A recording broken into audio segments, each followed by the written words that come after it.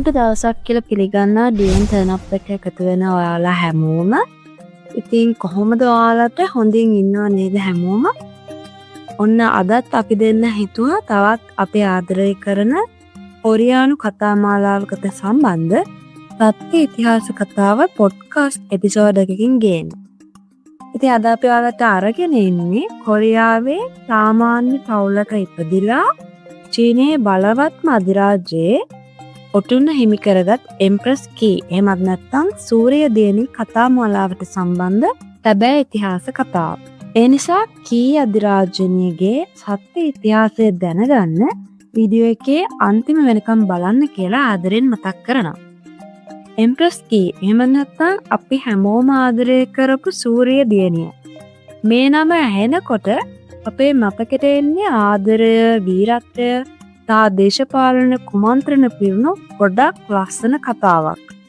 ඒත් ඔයාලා මොකකට හරි හිතුවද අපේ සිග්ගත්තේ සුන්දර කී අධිරාජිනියගේ චරිතය අත්‍තරම ඉතිහාසය කොයි වගේද කියලා? ඔව් නෙලු.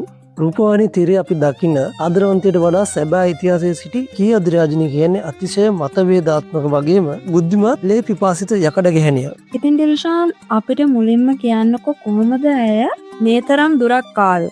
කොහොමද ඇගේ මේ ගමන පටන් ගත්තේ? මං වගේම අපේ යාළුවෙක් කැමති ඇති ඒ ගැන දැනගන්න. ඔව්. ක්‍රිස්තු වර්ෂ 1315 දී කොරියාවේ ගෝරියෝ රාජධානිය පන්න ඇගේ මුල් නම උනේ කී ආර්යාව. සමහර ඉතිහාසඥයන් සහ පෞල් වංශකථා වාර්තාවලගේ පෞද්ගලික නම කී1 කියලා සඳහන් වෙනවා. නමුත් මෙය නිල රාජ්‍ය ඉතිහාස පොත්වල නම් තහවුරු කරලා නැහැ. ඇයගේ පියාගේ නම කීජාෝ. ඔහු ගෝරියෝ රාජධානියේ හිටපු පහළ මට්ටමේ නිලධාරියෙක්. එතකොට කිරිසුන් යන් කියන නම අයට ආවේ කොහෙන්ද? එතකොට දිල්ෂාන් ඒක නෙමෙයි ඇගේ ඇත්ත නම.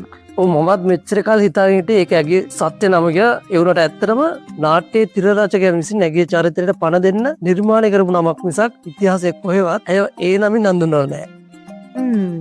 ඒ වගේම ඉතිහාසයේ සඳහන් වෙනවා ඇගේ පියාට දරුවන් 6 දෙනෙක් හිටියා කියලා. ඇය තමයි එකම දියණිය. ඇයට කීචුල්, කීවොන්, කීජු, කීයුන්, කීසොන් නමින් සහෝදරයන් 5 දෙනෙක් ඉඳලා තියෙනවා. ඉතින් අපි මේ කතා කරන කී අධිරාජ්‍යනියගේ කාලෙදී කොරියාව එහෙමත් නැත්නම් ගෝලයව තිබුණේ චීනයේ මොංගෝලියානු යුවාන් අධිරාජ්‍යයට යටත් රාජ්‍යයක් විදියට. ඉතින් මේ කාලෙදී ගොන්යෝ හෙවත් කප්පම් කන්‍යාවන් ක්‍රමය ක්‍රියාත්මක වුණා.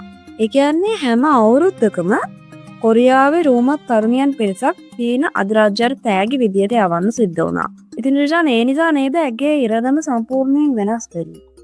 ඔව් මොකද මේ කී කුමරියත් ඒ විදිහට වහලියක් විදිහට චීනට අරගෙන ගියපු දහස් ගණනක් අසරණ තරුණියන්ගෙන් එක්කෙනෙක්. ඔව් දිල්ෂාන් නාට්‍යයේ හැටියට නම් සාහුවාන් අධිරාජ්‍ය සහ කී කුමරිය මුලින්ම මුණ ගැහෙන්නේ කොරියාවේදීනේ.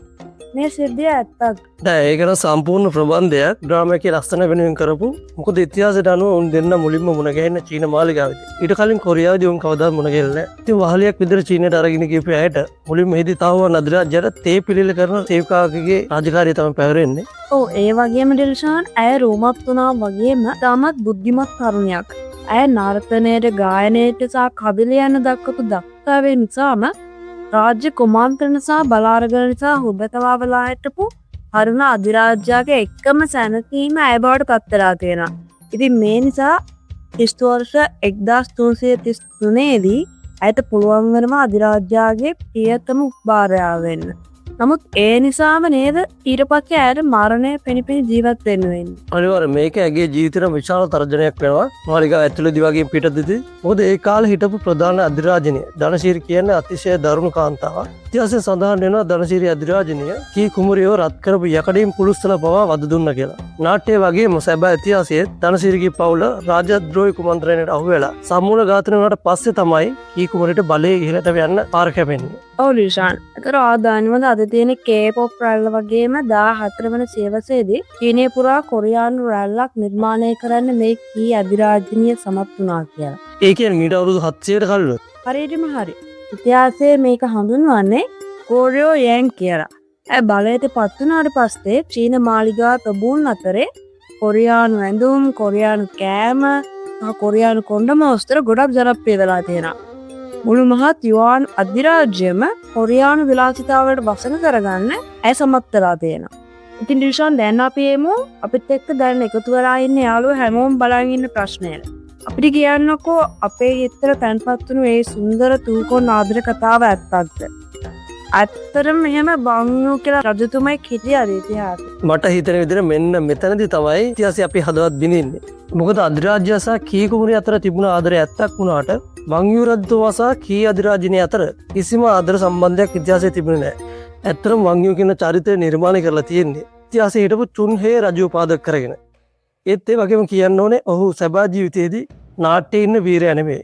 ඔහු ගැන ඉතිහාසයේ සඳහන් වෙන්නේ ස්ත්‍රී ලෝලි දරුණු සහ අශීලාචාර පාලකෙක් විදියට. ඇත්තටම හෙර අපිට කියන්නකෝ ඒකට කතාවේ හිටපු අනෙක් චරිත ගැන ඉතිහාසයේ සඳහන් වෙන්නේ කොහොමද කියලා. හරි මම එනම් පටන් ගන්නම්කෝ. තොගොන් තෙමුර් එහෙම නැත්නම් තාවුවන් අධිරාජ්‍යයේ ඉතිහාසයේ ඔහු ගැන සඳහන් වෙන්නේ දුර්වල නමුත් ආදරණීය පාලකෙක් විදියට. ඔහු දේශපාලනයට වඩා විනෝදයට බර පාලකයෙක්. කී අධිරාජිනියට සම්පූර්ණ බලය පවරා දෙන්නේ ඔහු. ඊළඟට අපි බලමු ගොඩක් ගැණු ළමන්ගේ ක්‍රෂ් එකක් වෙන තාල්තාල් සෙන්පති ගැන. ඉතිහාසයේ ඔහු ගැන සඳහන් වෙන්නේ අద్භූත සහ බුද්ධිමත් සෙන්පතියෙක් විදියට. ඇත්තම ඔහු සැබෑ බුද්ධිමතෙක්. ඒ වගේම ඔහු යුවන් වංශ කතා ලියපු ඉතිහාසඥයෙක් විදියටත් ඉතිහාසයේ ප්‍රසිද්ධයි. නිලුවාට මතකද බයන් කුටුක් අධිරාජිනිය? ඔව් මට මතකයි ඇය ධනශ්‍රී අධිරාජිනියටත් වඩා දරුණු කෙනෙක් නේ. නෑ ඉතිහාසයේ ඇය ගැන සඳහන් වෙන්නේ අතිශය නිහඬ සරල සහ ගුණවත් කාන්තාවක් විදියට. තාවුවන් අධිරාජ්‍යයේ දෙවන අධිරාජිනිය විදියට බලයට පත් වෙන්නේ නැහැ. ඒ වගේම නාට්‍යයේ තාවුවන් අධිරාජ්‍යයේ විශ්වාසන්ත සෙන්පතියා සහ තාල්සල්ගේ මාමා විදියට ඉන්න සෙන්පති බයන් ගැන ඉතිහාසයේත් සඳහන් වෙනවා. ඔහු යුවන් අධිරාජ්‍යයේ හිටපු අතිශය බලගතු හමුදා නායකයෙක් සහ දේශපාලඥයෙක්. ධනසිරි අධිරාජිනියගේ පවුල බලයෙන් පහ කරන ඔහු විශාල දායකත්වයක් ලබා දෙනවා. නාට්‍යයේදී අපිට පෙන්වනවා ඔහු මුලින් කී කුමරට උදව් කරනවා. පස්සේ තමයි ඇයට සතුරු වෙන්නේ කියලා. නමුත් සැබෑ ඉතිහාසයේ ඔහු කොරියානු ජාතික කාන්තාවක් අධිරාජිනියක් වෙනවට තදින්ම විරුද්ධ වෙනවා. ඒ නිසාම ඔහු සහ කී අතර දැඩි දේශපාලන සටනක් තියෙනවා. එතකොට දිල්ෂාන් එම්ප්‍රස් කී නාට්‍ය අපි දකින එල් තෙමූර් සහ ඔහුගේ පුතාලා දෙන්න වෙන ටයිම් සහ පහක්ගේ සැබෑ ඉතිහාසයේදීත් මේ වගේම බලගත සහ දරුණු චරිතද. ඔහු නාට්‍ය වගේම සැබෑ ඉතිහාසයේ තොන් තමයි යුවන් අධිරාජ්‍යයේ සැබෑ පාලකයන් වුණේ. ඉතිහාසයට අනුව එල් තෙමූර් මියගියේ ලෙඩ වෙලා නාට්‍ය වගේ වසදීමකින් නෙමෙයි. නමුත් ඔහුගේ පුතාලා දෙන්නට සහ ධනසිරි අධිරාජිනියට අධිරාජ්‍යයට විරුද්ධ වුණා කියලා මරණ දඬුවම ලැබෙනවා. ඒ වගේම කතාවේ අවසානයේ එනකොට තවත් ටිකක් අමීරි ඇත්තක් තියෙනවා. කොරියානු ජනතාව අදටත් කී අධිරාජිනිය දකින්නේ තමුන්ගේ මව්බිම පාවා දුන්න ද්‍රෝහියෙක් විදියට. මොකද ඇය බලයට පත් වුණාට පස්සේ ඇගේ පවුලේ අය කොරියානු ජනතාව පීඩාවට පත් කළා. කොරියාවේ ගොම්මින් රජතුමා දේශද්‍රෝහීන් විදියට චෝදනා කරලා ඇගේ පවුලේ අයව මරලා දානවා. ඒ වෙනුවෙන් පරිගන්න ඇය චීන හමුදාව එවනවා තමන්ගේ රට ආක්‍රමණය කරන්න.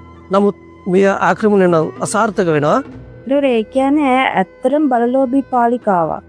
ඔහු එක්තරා විදිහකට එහෙම කියන එක හරි. මොකද ඇය තමන්ගේ සැමියා වුණු අධිරාජ්‍යය පවා බලයෙන් පහ කරලා තමන්ගේ පුතාව රජ කරන්න කුමන්ත්‍රණය කරනවා. ඒ වගේම ඇගේ අවසානයේ අභිරහස 1368 දී මිං රාජවංශයේ චීනය අල්ලගන්නකොට ඒ මාලිගාවෙන් පලා යනවා.